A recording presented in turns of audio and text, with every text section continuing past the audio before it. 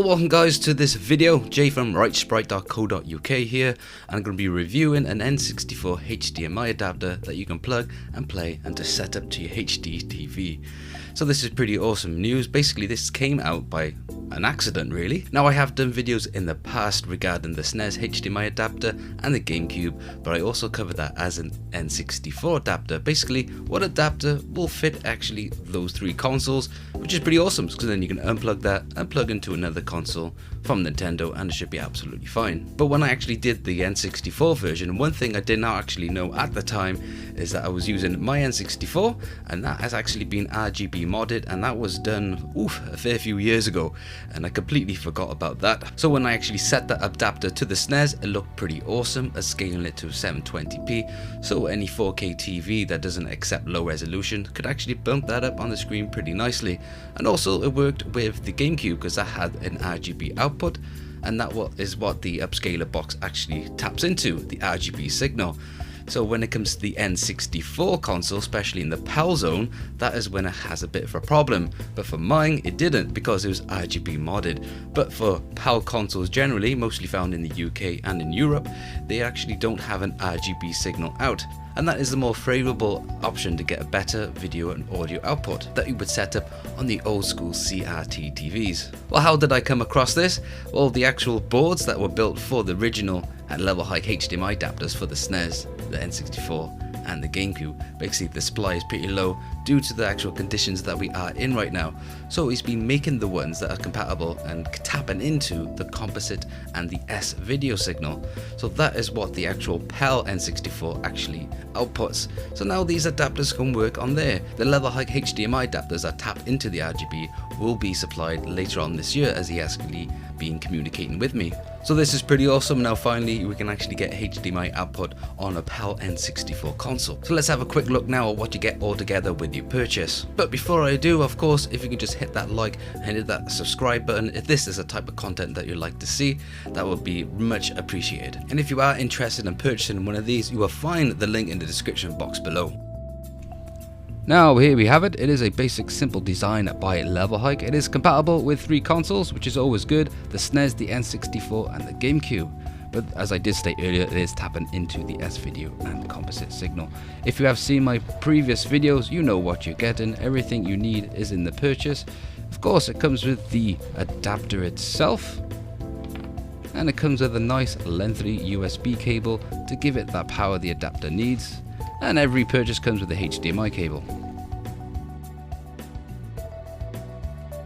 And this is the adapter itself.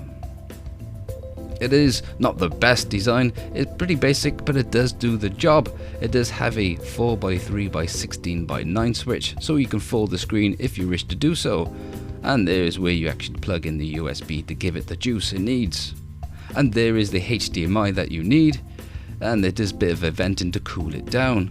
And that's what's really nice about having an open HDMI. You can actually plug in other adapters like the M Classic. Now this is a recent purchase that I managed to finally pick up. I'm pretty excited now to own one of these. If you are wanting a review about this product with retro gaming consoles, just hit me in the comment box below. Now it has been stated by the developer of these adapters, when using the USB power, make sure it's not into a dedicated socket for over a long time because these things do overheat quite a bit. I normally just put it into a TV USB, and when I turn off the TV it turns off the adapter.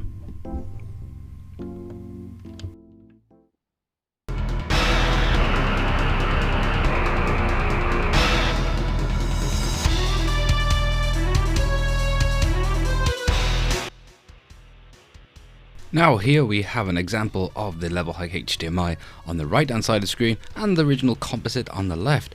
I captured this using my Elgato card, so that is how I got the composite signal in there. When it comes to improved image quality, you won't notice that big of a difference really, and you will notice with the HDMI adapter the whites and the blacks are better, so you can get more of a depth of the field, and also the font is a bit sharper. That's just because of the upscaling.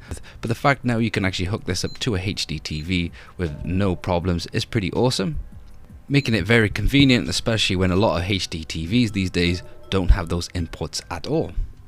And using that 4x3x16x9 switch is very convenient, especially if you have that enabled in the settings of the games. It does actually stretches up now nicely and fill your entire screen.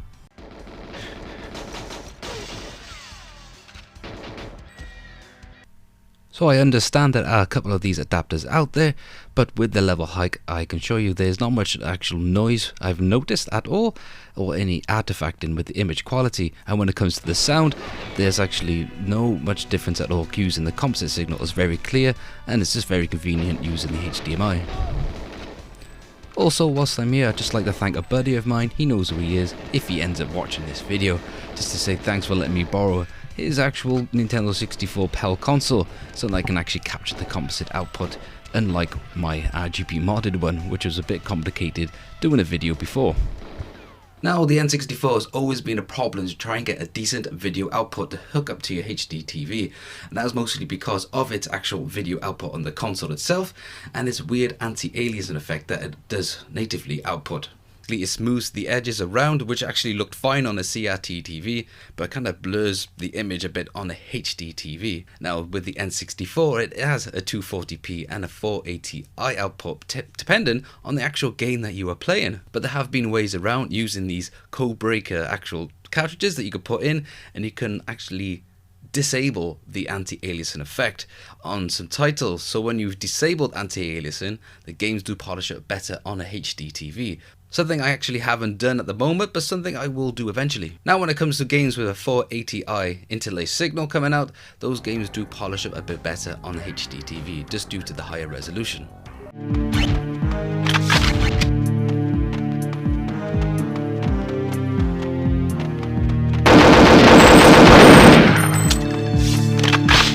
And there are a bunch of games out there that do supply a 480i output. That does just depend on the game itself, and you do have that expansion RAM slot that you all know that you put at the front of the console. Now of course I know these levelhike HDMI adapters don't do the best job that you would get from a FrameMeister or even an OSSC, but it does do a pretty nice job at a good affordable price. So as always guys, thanks for watching, and if you like this video, hit that button. If you want to help and support the channel, click subscribe, leave your comments below, and I catch you lot on the next video.